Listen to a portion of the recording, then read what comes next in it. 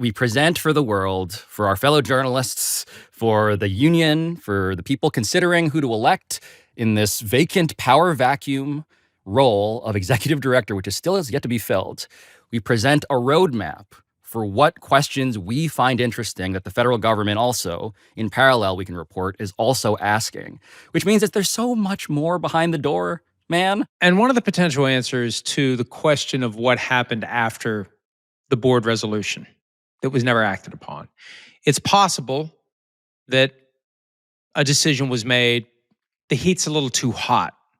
To use my original metaphor as tweaked by you, they were caught with their hand in the cookie jar, but they let go of the cookie. Yes. That's entirely possible. We don't know.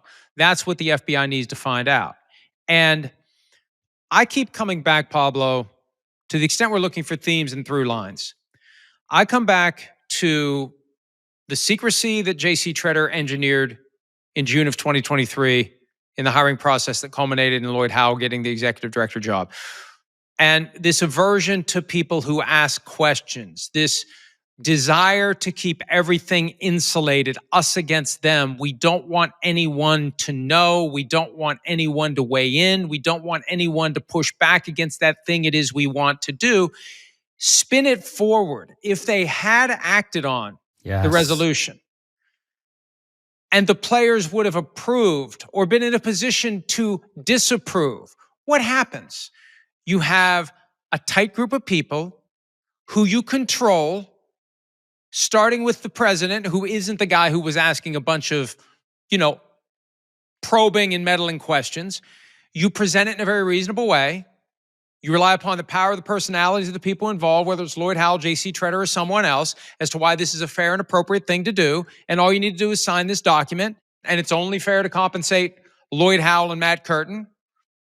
And so it gets done. It gets rubber stamped. I mean, this was all a setup to an eventual rubber stamping by a group that had limited information and was basically shoved in a direction like they were with Lloyd Howell, like they were with Jalen Reeves-Mabe. And that's the whole idea.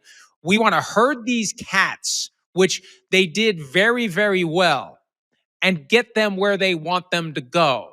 And they found, I think, the most compliant group of cats. And that's the challenge moving forward for anyone from the NFLPA who has made it this far. Are you going to allow yourself to be herded by others who are trying to get to some point that is better for them than it might be for you?